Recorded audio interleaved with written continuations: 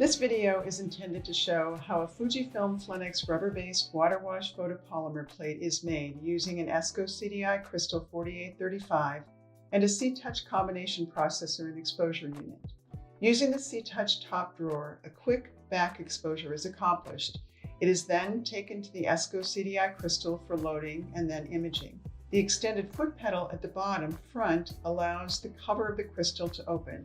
It also allows opening and closing of the internal clamp on the drum when needed.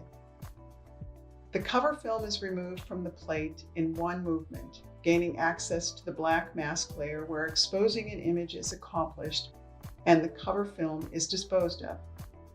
The plate is positioned and the foot pedal releases the clamp to position the plate. The pedal is tapped again to close the clamp and secure the head of the plate. The drum is turned manually to wrap the plate in place. Since this plate is smaller than the full drum circumference, it requires taping on the remaining three sides. This is considered a partial plate. Keep in mind, a vacuum also assists with holding the plate on the drum.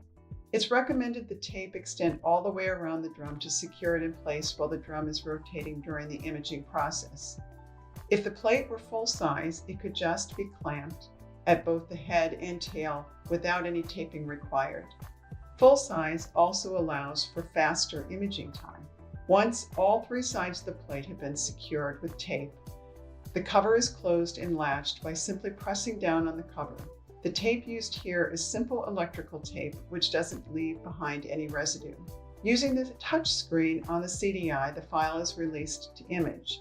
The display shows an estimated time for completion. As imaging is ongoing, the light above the touchscreen stays steadily illuminated and flashes to make known the completion of imaging. The foot pedal is released to release the cover and gain access to the ablated plate, showing an image in a negative-like form. An extractor, which is a component of the crystal not seen here, vacuums out all the resulting debris during the ablation process.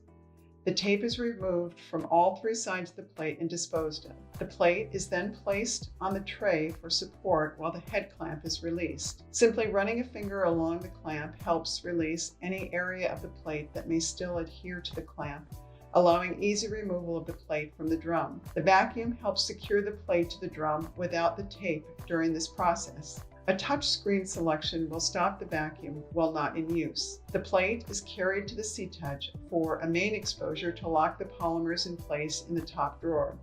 The platen on the cover above the washout area is released for easy mounting of the plate as seen here. The plate adheres to a sticky back and is burnished to be sure it is secure during the washout period and checked for any air bubbles before the platen swings back to a home position.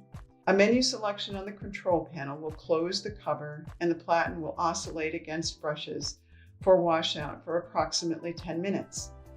A water and finished dishwashing soap solution is used.